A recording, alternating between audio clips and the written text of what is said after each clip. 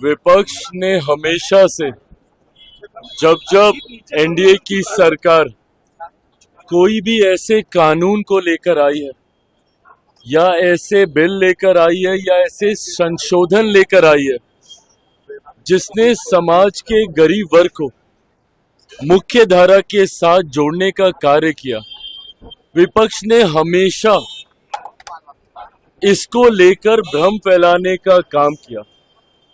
False narrative set करना, विपक्ष ने हमेशा इस कार्य को करने का काम किया है। जितने भी दल हैं, इन लोगों ने जनता के बीच जाकर भ्रम फैलाना, झूठ बोलना, फॉल्स नैरेटिव सेट करना, निरंतरता में ये काम जितने भी विपक्ष के घटक दल हैं उनके द्वारा किया गया। उदाहरण के तौर पर जब सीएए भी आया था, उस वक्त भी जितने भी विपक्ष के घटक दल हैं उन्होंने सीएए को लेकर भ्रम फैलाने का काम किया। जनता के बीच एक आगजनी का माहौल निरंतरता में महीनों तक बना के रखा।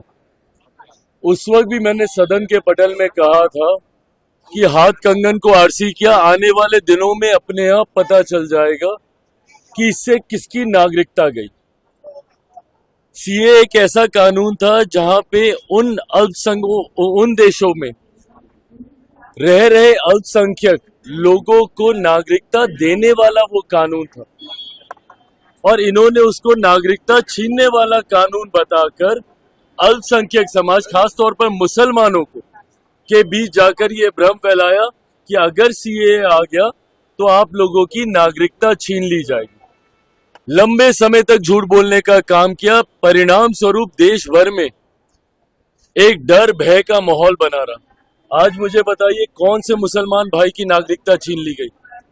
ये उन देशों में रह रहे अल्पसंख्यक समुदाय के लोगों को नागरिकता देने का कानून था जहां पे बहुसंख्यक मुसलमान थे, बट इन्होंने लोगों के बीच में, भारत में रह रहे मुसलमानों के बीच में भ्रम फैलाने का काम किया, ये कहकर कि इसमें मुसलमानों को नागरिकता नहीं दे रहे, इसलिए आप लोगों की नागरिकता छीन ली जाएगी। ये झूठ बोलने का काम। धारा 370 हटाते वक्त भी यही कहा गया था कि अब धारा 370 अगर हट गई तो देश भर के मुसलमानों को बर्बाद कर दिया जाएगा, निकाल दिया जाएगा।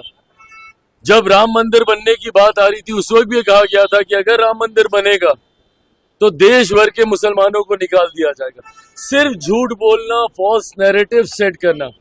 इस लोकसभा के चुनाव में इन्होंने क्या किया?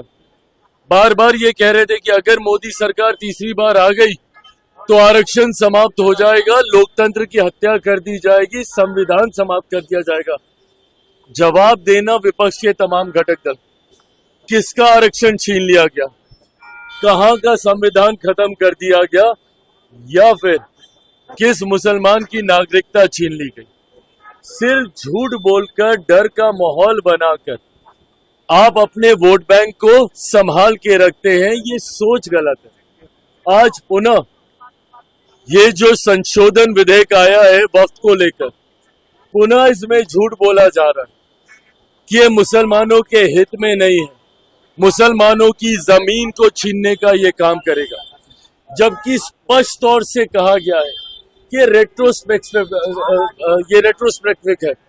इसमें किसी का भी अभी तक जिस भी मुसलमान की जमीन है या उसमें मस्जिद बनी हुई है उसको नहीं लिया जाएगा, उसको नहीं तोड़ा जाएगा। फिर भी उनके बीच जाकर ये भ्रम फैलाया जाए। और इसमें ये तक कहा गया है कि अगर कहीं पे विवाद चल रहा है किसी विशेष जमीन को लेकर तो उसमें जो न्यायालय का फैसला आएगा वो सबको मान्य होगा। तो इसमें गलत कहाँ पे कोई कह रहे हैं? अगर किसी सिस्टम में कोई पारदर्शिता लेकर आ रहा है, अगर ट्रांसपेरेंसी अगर एक सिस्टम में लाई जा रही है तो इसमें गलत क्या है?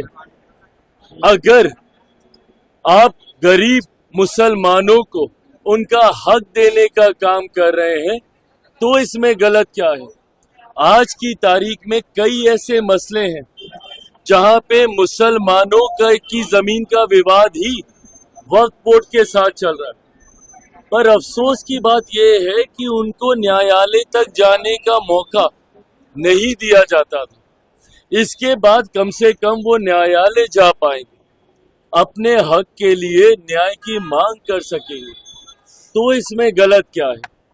मैं मानता हूं कि आज विपक्ष जो इसको लेकर एक भ्रम का माहौल खड़ा करने का प्रयास कर रहा है, महीने, 2 महीने, 3 महीने, 4 महीने अपने आप मुसलमान भाइयों को ये पता चल जाएगा कि इससे क्या सही में उनका कोई नुकसान हो रहा है या उनका भला हो रहा है।